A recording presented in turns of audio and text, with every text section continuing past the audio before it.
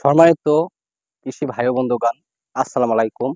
যারা এবছরে চিন্তা করেছেন লাল তীর, সুখসাগর, সুলতান, হাইব্রিড পেঁয়াজ লাগাবেন অথবা বিভিন্ন ধরনের আপনারা পেঁয়াজ চাষ করবেন, তার আগে আপনাদেরকে জমি প্রস্তুত করতে হবে।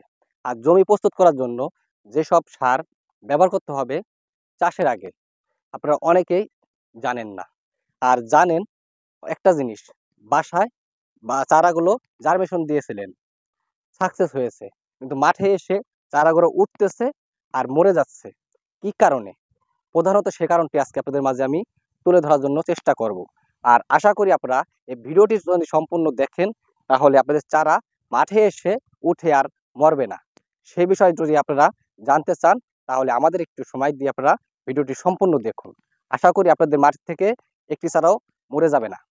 আমরা আপনাদের যে কথাগুলো বললাম, সে কথার উদাহরণ হলো, এখন আমরা হালি ফেলার জন্য অথবা পেঁয়াজের চারা দেওয়ার জন্য আগাছাগুলো আমরা ধ্বংস করে ফেলেছি। দেখতে পাচ্ছেন ক্ষেত কিন্তু একেবারে পরিষ্কার। অবশ্যই এই ক্ষেত পরিষ্কার করার পিছনে আমাদের কিছু আগাছানাশক ওষুধ ব্যবহার করতে হয়েছে। সে কারণে আমরা এই যে মাটিতে কিন্তু প্রচুর পরিমাণ ঘাস জন্ম নেয়। আর সেই ক্ষেত্রে আমরা কোনো ধরনের বিষ ক্রিয়ার জন্য আমরা কিছুই ব্যবহার করি না। এক্ষেত্রে আমরা আলি দেই, আলিগুলো উঠে সেই গ্যাসের ক্ষেত্রে চারাগুলো একে আস্তে আস্তে আস্তে আস্তে মরে যায়।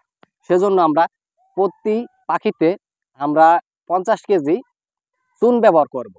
এই চুন ব্যবহার করে আমরা মূলত এই ক্ষেতে যত ঘাস আছে আলি ফেলার আগে উঠে ফেলবো। তাহলে এই ক্ষেত আপনার সাবেকে আসবে। সেজন্য আপনারা এই ক্ষেত চাষ করে আলি ফেলান অথবা পেঁয়াজ লাগান অথবা যে কোনো ফসল করেন, ক্ষেতটা থেকে আর কোনো সমস্যা দেখা দিবে না। আপনার ক্ষেত প্রত্যেকটা লেভেল একভাবে থাকবে। আশা করি এবছর আপনারা ক্ষেতে চুন ব্যবহার করবেন, ব্যবহার করতে অনেক বেশি ভালো হবে।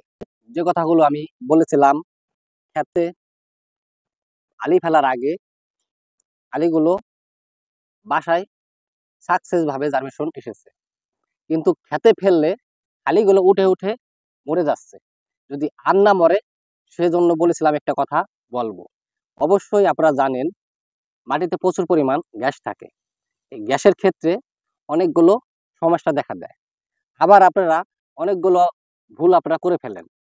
যখনই আপনারা এই আলিগুলো ফেলান, তখন মাটিটাকে ভালোভাবে শুকান না।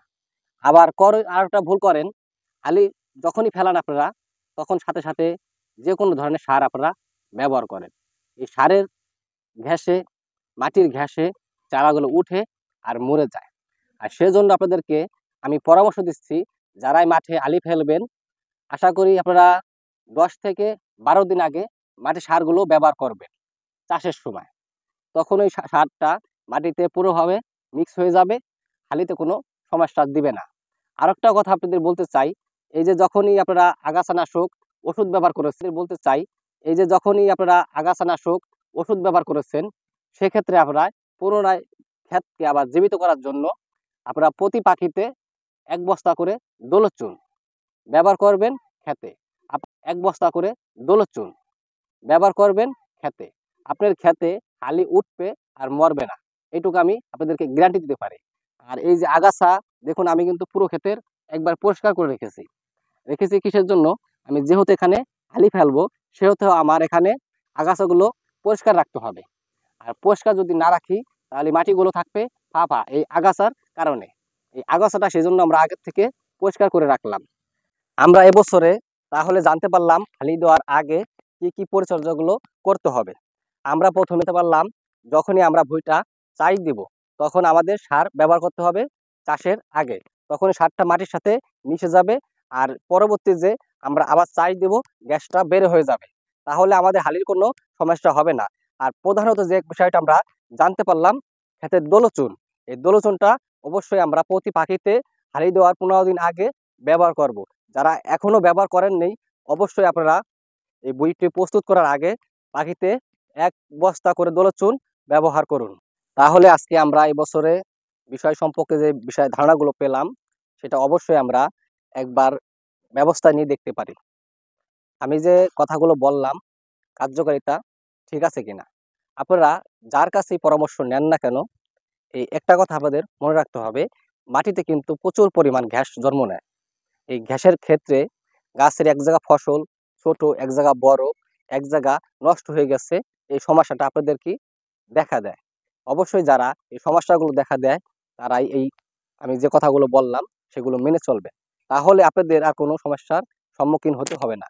আর এবছরে আপনারা যখনই আলিটা ফেলবেন তখন আরেকটি সার আপনারা ব্যবহার করবেন। সেটা হলো খোল। এই খোলটা আপনারা জমিতে যখনই আলি ফেলবেন ৩ দিন আগে ভালো করে ফেলে দিবেন। মাটিটা দেখবেন উর্বর থাকবে। মানে খুব শক্তি যোগাবে, মাটিটা আগলা থাকবে। আলিটা মাটির তল থেকে ভালোভাবে উঠতে পারবে। আশা করি আপনারা যারা এই ভিডিওটি দেখছেন সাবস্ক্রাইব করে পাশে থাকবেন, লাইক কমেন্ট করে জানিয়ে দিবেন কোন জায়গা থেকে আপনারা ভিডিওটি দেখছেন। আরো অন্য কোনো সমস্যা যদি আপনার কৃষিকাজ হয়ে থাকে আমার কাছে আপনারা তথ্য দিতে পারবেন।